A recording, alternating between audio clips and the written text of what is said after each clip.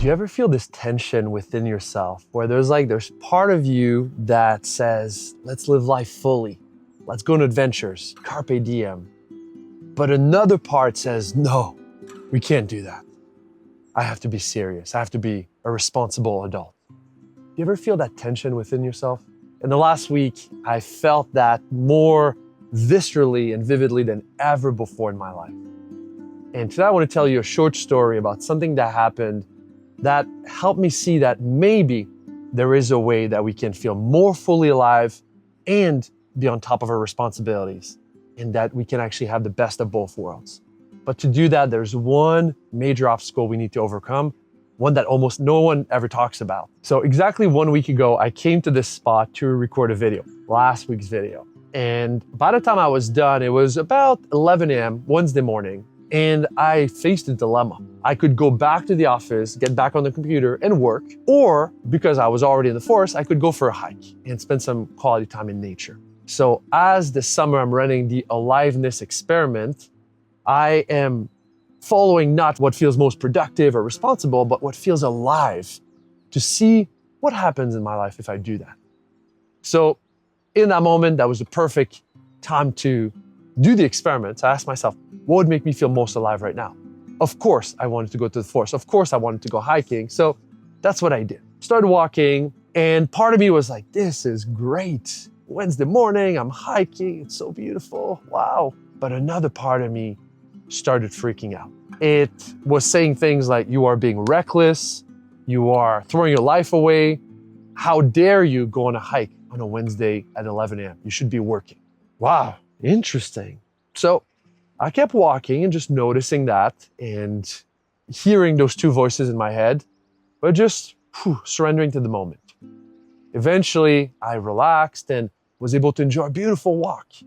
And over the next hour, 2 hours, it was fascinating because I wasn't on the computer, I wasn't in the office, but I clarified my vision for some of my projects. I had some ideas for how to make these YouTube videos better. I found a new shooting location. It was super productive, actually way more productive than if I'd been at the office, just in a different way. I came back down the mountain and asked myself, what would make me feel most alive on the way back? And I said, I want to connect with some people. I've done enough thinking, enough introspecting for now. So on the way down, I saw some German tourists, had a nice chat with them. I walked through this beautiful place and saw a man walking towards me. And I just said, like, isn't this beautiful? He said, yes. And we got to chatting.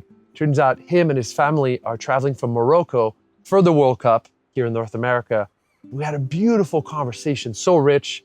The rest of his family joined us. Such a beautiful human moment. And as I went to leave the forest, I saw these two guys who looked a little lost. I said, hey, do you guys need help?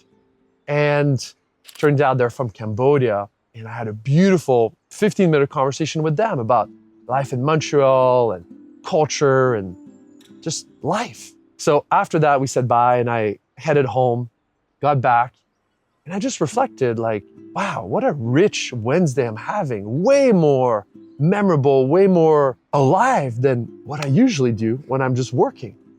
But it still felt productive. So I took a little nap, as I do every day. And when I woke up, I was like, okay, now I gotta work.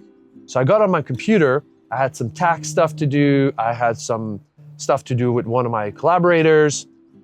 And for the next 3 hours, I got in such a good zone. I was so locked in because I had given myself permission to follow aliveness earlier in the day. My emotional, my mental and spiritual reserves were full.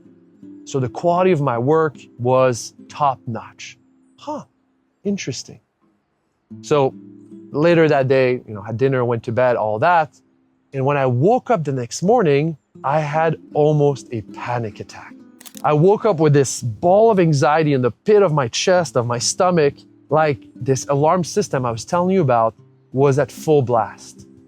That following aliveness, doing what makes me feel alive is dangerous. It's wrong. I was like, wow, how fascinating is this? That I'm having these positive experiences, that this experiment seems to be working, but some old, ancient part of me is completely resisting this. So I'm wondering if you've ever had that, where you're trying something new, you're trying something different, it's working well, but some part of you is resisting that change and telling you, no, go back to the old ways. You are being crazy. That's really what's been happening to me. So later that day, I went to see my mom and I picked up some stuff from a box of old stuff of mine. And I came home, started looking through the box, and I found this old picture album that when I graduated college, my friends gave to me as a graduating gift. And I started looking through those pictures and I had a big smile on my face. I saw, with my friends and my girlfriend and just partying, having fun, going on adventures. But then something hit me. That year, my last year at UBC, was a year where I actually have ran the aliveness experiment. Because that last year, I told myself, this is my last year of university before I go into the real world. Next year, I'll have to be serious. I'll have to be a good, responsible adult. But this year, I'm still in college. Let's live it up.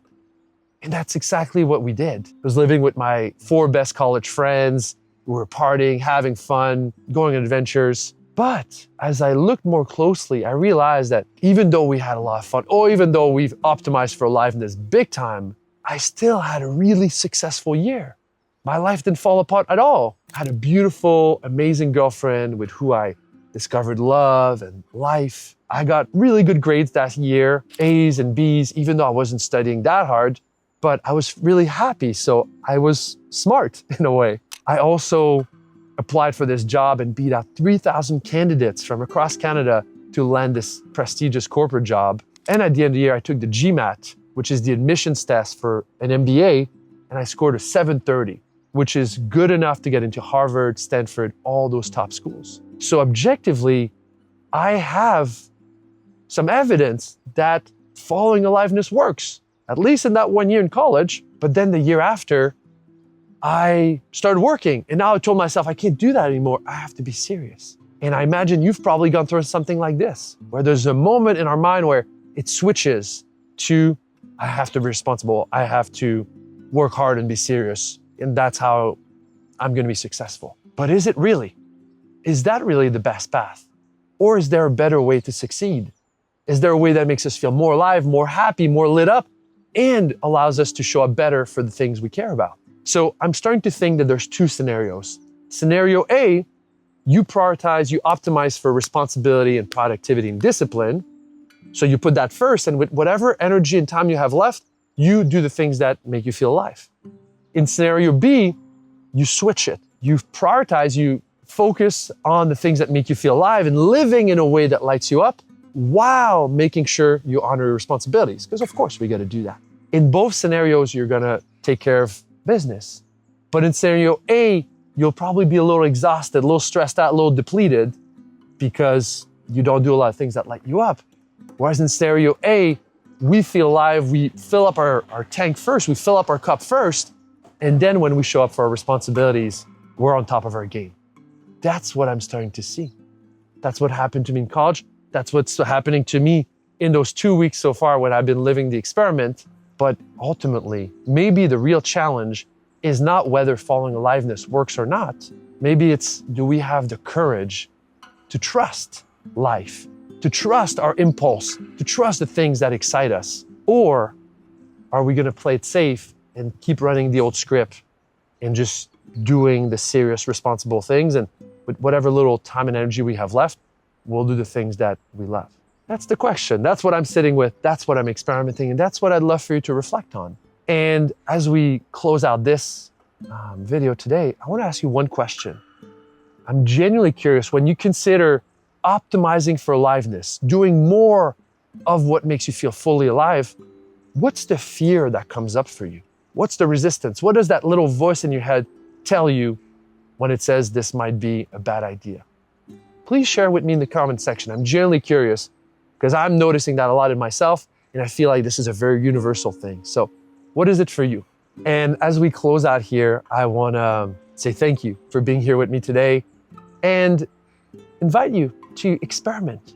Lean in a little bit more into aliveness, into the juice of life, and pay attention. Do you drop your responsibilities? Do you become a degenerate? Or do you just become the best version of yourself? That's what I'm exploring, and I genuinely am curious to see what happens for you.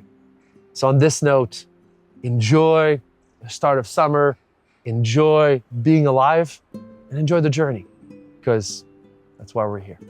Much love. I'll see you very soon.